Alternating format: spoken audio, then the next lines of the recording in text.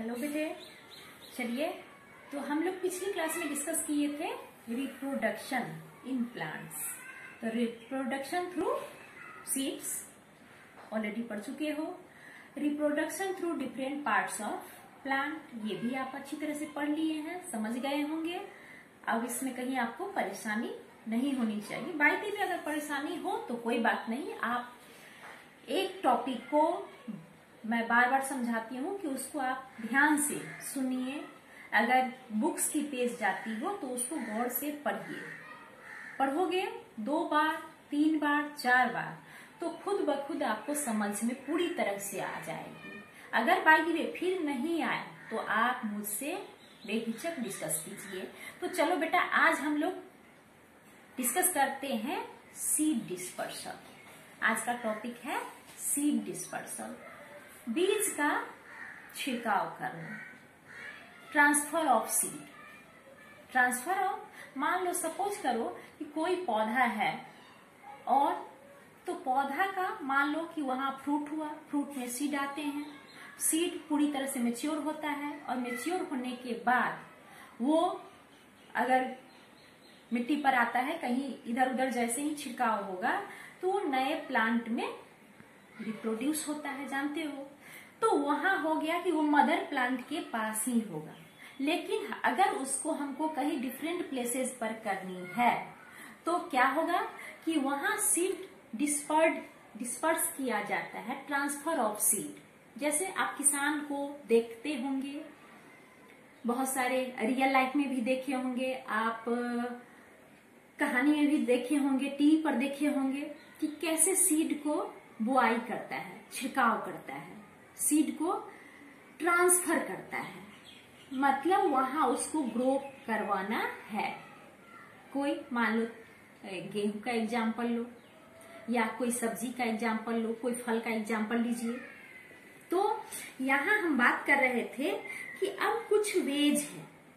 Veg means तरीका, method, जिस method के थ्रू सीड को डिस्पर्स किया जाता है, मीन्स छिड़काव किया जाता है, उसको फैलाया जाता है।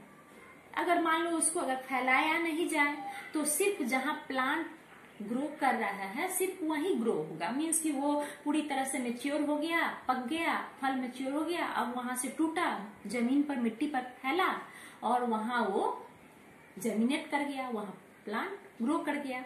लेकिन नहीं, अगर मान लो यहाँ नहीं, हमको कहीं अन्य प्लेस पर उसको लगानी है तो उसके लिए हम लोग अलग अलग मीडियम का यूज करते हैं, वेज तरीका।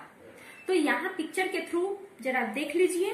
पहला है dispersal by wind. Dispersal by wind ये नेचुरल वेज है। नेचुरल वेज है नेचर के द्वारा कि हवा आती है, बहुत इंटरेस्टिंग है, बच्चे को बहुत मजा आता है। यहाँ देखिए, जिसको हम लोग रुई की तरह, ओक है ये, एकदम इसको देखते होंगे कि वो पौधा कहीं और है और वो हवा की थ्रू वो क्या करता है। देखिए यहाँ, जैसे ही वो फल मैच्योर हुआ, फल उसका फूटा, फूटने के बाद उसमें से निकला और निकल करके ये अलग अलग जगहों पर ये फैलता चला जाता है। तो ये सारे टाइप हैं, ये बहुत कॉमन है, देखते होंगे ठंड के दिनों में आपके क्लासरूम वगैरह में भी, घर में खेलते हो तो ये कॉटन सीड का है, डैंडेलियन का है, मैडर सीड का है और हिप्टेज का सीड है। तो ये अलग अलग तरह का है और ये विंड के थ्रू, हवा, जैसे हवा जोर से आती है तो ये मान लो सपोज करो कि पेड़ है कहीं तुम्हारे यहाँ और वो चला गया तुम्हारे दोस्त के घर के पास, उससे भी दूर चला गया, तो ये गया कैसे, ये ट्रांसफर कैसे हुआ? तो ट्रांसफर हुआ with the help of wind. तो ये इसका मीडियम हुआ, ये इसका मीडियम हुआ, जिस मीडियम के थ्रू वो डिस्पर्स हुआ, ट्रांसफर हुआ। तो बहुत सारा सीड जो होता है वो विंड के थ्रू, कभी कभी तुम गौर करोगे कि तुम्हारे घर में तुम वो फूल का पौधा लगाया नहीं और तुम्हारे यहाँ वो उग गया, ग्रो कर गया, तो कई रीजन है। इट में भी कि हो सकता है कभी कभी कि वो विंड के थ्रू भी आ सकता है, बहुत तेज आंधी आई हो। अगर पूरी तरह से कहीं कोई फ्लावर है, मान लो सपोज करो सदाबहार, उसके हम लोग के एरिया में बहुत कॉमन होता है, हर जगह तुम आस पड़ोस में अपने घर आंगन में भी देखते होगे।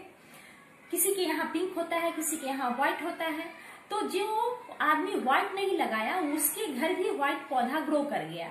तो इट में भी हो सकता है कि वह विंड के थ्रू, दूसरा मीडियम भी हो सकता है, लेकिन विंड के थ्रू भी आ सकता है। बहुत तेज आंधी आई हो और वहां पूरी तरह से वो फल जो उसका सीड है मेच्योर था और वो हवा के थ्रू एक जगह से दूसरे जगह आ गया और वहां वो प्लांट ग्रो कर गया। तो यहाँ कुछ एग्जाम्पल्स हैं, जो एग्जाम्पल्स हमें हेल्प कर रहा है, वेज बता रहा है कि seed dispersal by wind. And next is seed dispersal by water. Seed dispersal by water. Like example coconut, like all aquatic plants, like lotus, like lily, hydrilla, water hyacinth, duckweed, etc. Yes. तो अब तुम गौर करते होगे कि हम लोग जलकुंभी कहते हैं। देखोगे कि एक जगह जलकुंभी है।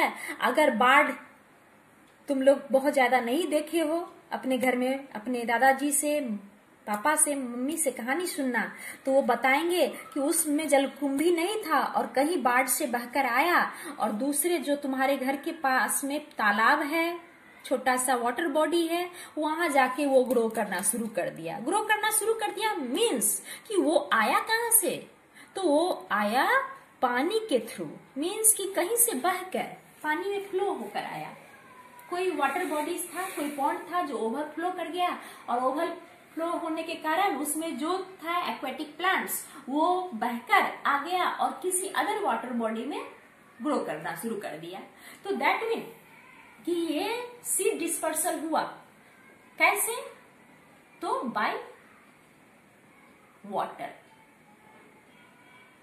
बहुत सारा इस तरह से भी प्लांट मीन्स सीड डिस्पर्स होते हैं विंड के थ्रू। वहां मीडियम हो गया विंड, तो कहीं वाटर।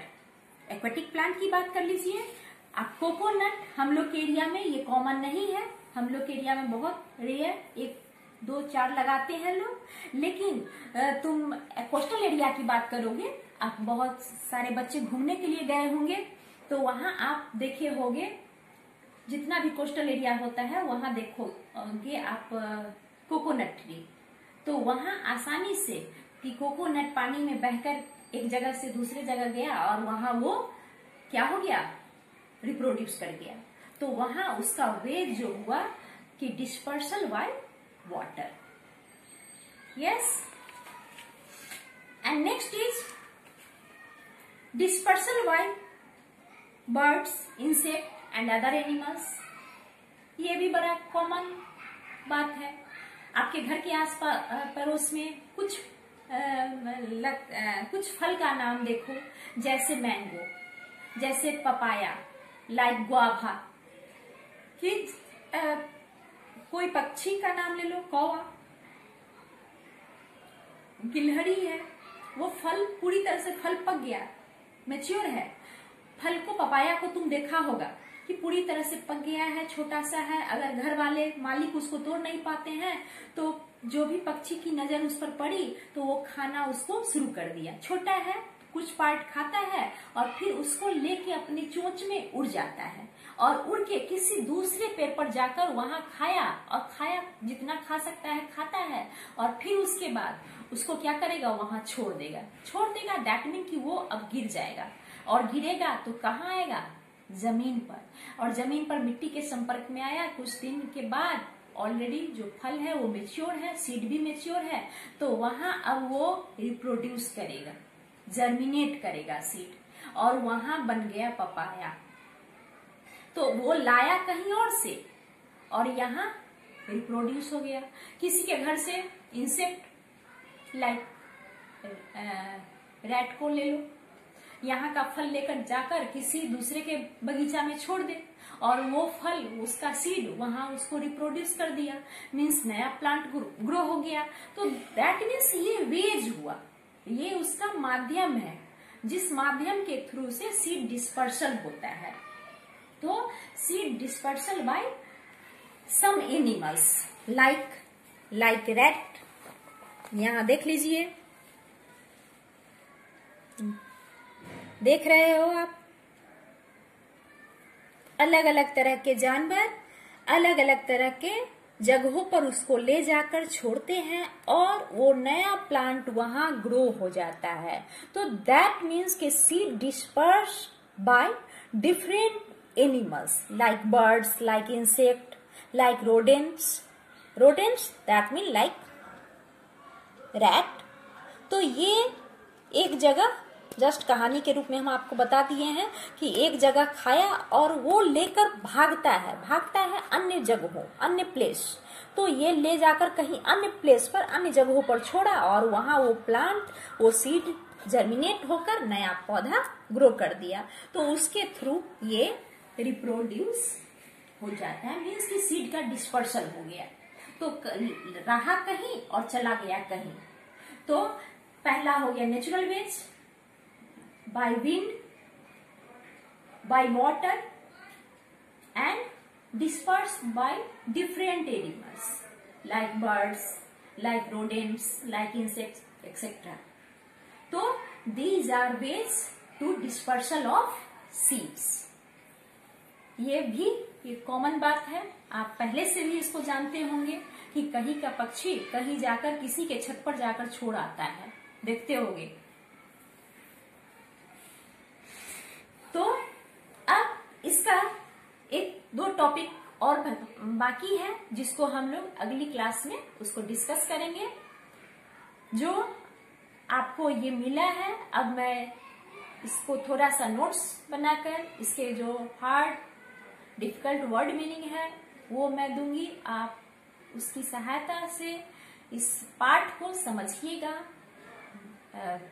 दोहराइएगा अच्छी तरह से, कहीं परेशानी नहीं आनी चाहिए। बहुत सिंपल है, आसान है, समझने में कोई दिक्कत नहीं होगी। तो जब भी पढ़ते हैं तो ध्यान से पढ़िए, ध्यान से पढ़ोगे तो वो याद रहेगा। जब आप ऑडियो सुन रहे हो, वीडियो सुन रहे हो, तो मैं देखती हूँ कि कुछ बच्चे वीडियो का अगर टाइम होता है 17 मिनट्स तो बच्चे हमारे 12 मिनट्स 15 मिनट्स में ही कह देते हैं कि मैम सुन लीजिए। कैसे? मतलब कि आप नहीं सुन रहे हैं, इग्नोर कर रहे हैं। तो इग्नोर करोगे तो वो आप समझिएगा, इग्नोर नहीं करिए। मैं इसीलिए ग्रुप को उस टाइम में ऑफ रखूंगी कि आप जितने मिनट का वीडियो दिया जाता है, ऑडियो दिया जाता है, उसको गौर से सुनिए, एक बार नहीं, उसको दोहराइए, तिहराइए, और उससे रिलेटेड जो आपके पास मटेरियल होगा उसको भी आप गौर से पढ़ेंगे तो आपको ऑटोमेटिक आपको रटने की जरूरत नहीं पड़ेगी। तो इस बात का बच्चों ध्यान रखिएगा। आप सभी बच्चे होशियार हैं, समझदार हैं, मजे से पढ़िए, ध्यान से पढ़िए, कम पढ़िए लेकिन ध्यान से पढ़िए। ध्यान से पढ़ोगे तो पढ़ाई में मजा आएगा, पढ़ाई बोझ नहीं लगेगा, और पढ़ाई को कभी बोझ नहीं समझना चाहिए। अगर बोझ समझोगे तो वो तुम्हारे ऊपर बोझ बन जाएगा। तो इसलिए हमें पढ़ाई को एंजॉय करनी चाहिए। तो चलिए हम नेक्स्ट वीडियो में फिर मिलते हैं। वीडियो को देखिए, समझिए, और पसंद आए तो सब्सक्राइब कीजिए। और बेटा एक बात और है कि जब भी आपके टीचर आपको हमेशा कहते हैं कि अपना आप अटेंडेंस जरूर बनाइए, वो भी महत्वपूर्ण है। तो इस बात का भी बेटा ख्याल रखिएगा। और जो होमवर्क बेटा मैं कहती हूँ, तो होमवर्क बेटा हमेशा व्हाट्सएप ग्रुप पर किसी भी सब्जेक्ट की बात करो तो आप व्हाट्सएप ग्रुप पर होमवर्क किसी भी सब्जेक्ट का सेंड मत कीजिए।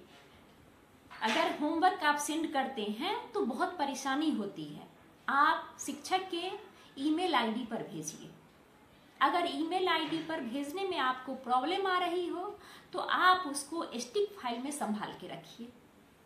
ग्रुप पर, व्हाट्सएप ग्रुप पर मत भेजिए। वहाँ हम शिक्षक को देखते हैं कि मेरा अगर क्लास साइंस का चल रहा होता है, बच्चे वहाँ मैथ्स का पेज फेंकना शुरू कर देते हैं और मुझे नहीं, हर अन्य बच्चों को वहाँ डिस्टरबेंस होती है। शायद आप भी इसको फील कर रहे होंगे। और कई बच्चे वहाँ क्वेश्चन भी करना शुरू कर देते हैं कि ये क्या है। तो यह अच्छी बात नहीं है। मैं फिर आपको दोहरा कर कह रही हूँ कि आप होमवर्क को शिक्षक जो भी पढ़ाते हैं, जो सब्जेक्ट से रिलेटेड टीचर होते हैं, आप उनके ईमेल आईडी पर भेजिए। अगर बाय द वे हमारे बच्चे को किसी को प्रॉब्लम हो भेजने में तो कोई बात नहीं, आप उसको अच्छी तरह से, मैं शुरू से कहते आ रही हूँ कि आप उसको अच्छी तरह से अपने जो क्लियर बैग स्टिक फाइल बनाए हैं उसमें आप संभाल के डेट वाइज पर डे जिस दिन जो होमवर्क मिलता है उसको आप पूरा कर लीजिए। ये मत समझना कि टीचर तो हमारे देखने के लिए है ही नहीं, वो तो मुझे डांटेंगे नहीं, मारेंगे नहीं, तो हम क्यों बनाएं। नहीं, आप ईमानदार हैं, आप अपना टीचर खुद समझिए। मैं हमेशा अपने बच्चे को क्लास में सिखलाती हूँ कि हमारे बच्चे अपने आप में, हर बच्चा मॉनिटर है। अगर हर बच्चा अपने आप में मॉनिटर है, दैट मीन कि सारे बच्चे हमारे डिसिप्लिन है। आपको टीचर की गाइड या मॉनिटर की गाइड की कोई जरूरत नहीं है। तो हम यहाँ भी कहेंगे कि हमारे बच्चे होम असाइनमेंट टीचर के द्वारा जो मिल जाता है, आप उसको अपने आप ईमानदारी से मन में सोचिए कि नहीं, मेरा जो काम आज का मिला है मैं उसको फिनिश कर लूँ। अगर बाय द वे किसी सब्जेक्ट में आपको, पर्टिकुलर सब्जेक्ट में थोड़ा ज़्यादा मिल गया हो तो कोई बात नहीं, थोड़ा सी अगर परेशानी हो तो उसके लिए बेटा एक दिन आपको संडे मिलता है। उस संडे के दिन थोड़ा जहाँ ज़्यादा परेशानी हो, थोड़ा सा ज़्यादा वर्क मिल गया हो, उस वर्क को संडे के दिन पूरा कर लो। संडे का दिन इसीलिए मिलता है कि जो बच्चे पूरी तरह से प्रॉपर कर लेते हैं तो थोड़ा सा वो ज्यादा एंजॉय करेंगे, वो ज्यादा खेलेंगे। अगर कोई बच्चा का थोड़ा सा पीछे रह गया हो तो चिंता करने की बात नहीं है, पूरे दिन खाली मिलता है, उसको थोड़ा सा मैनेज कर लीजिए, पूरा कर लीजिए और रख लीजिए कि हमें नेक्स्ट डे, अब हमें पीछे नहीं होना है। अब मैं संडे को अप टू डेट कर लूंगा और मंडे से मैं सेम वे में साथ साथ चलूंगा। तो ये अगर ख्याल रखोगे तो आपको परेशानी नहीं होगी। तो पढ़ाई के साथ साथ हमें अपने जो टिप्स होते हैं उसको भी अपनाना चाहिए, फॉलो करना चाहिए। अगर टिप्स को तुम बेटा फॉलो करोगे तो आपको पढ़ाई में मजा आएगा, आसानी होगी, प्रेशर नहीं लगेगा। न टीचर की प्रेशर, टीचर भी परेशान हो जाते हैं और तुमको डांट देते हैं, तो अच्छा नहीं लगता होगा। कभी कभी हम भी डांट देते हैं, मजबूरी बस। तो इसका ध्यान रखेंगे। बच्चे हमारे बहुत अच्छे हैं, प्यारे हैं, सभी बच्चे एंजॉय से काम करिए, मजा आएगा। ठीक है बेटा, बाय। फिर हम नेक्स्ट वीडियो में मिलते हैं नई टॉपिक के साथ।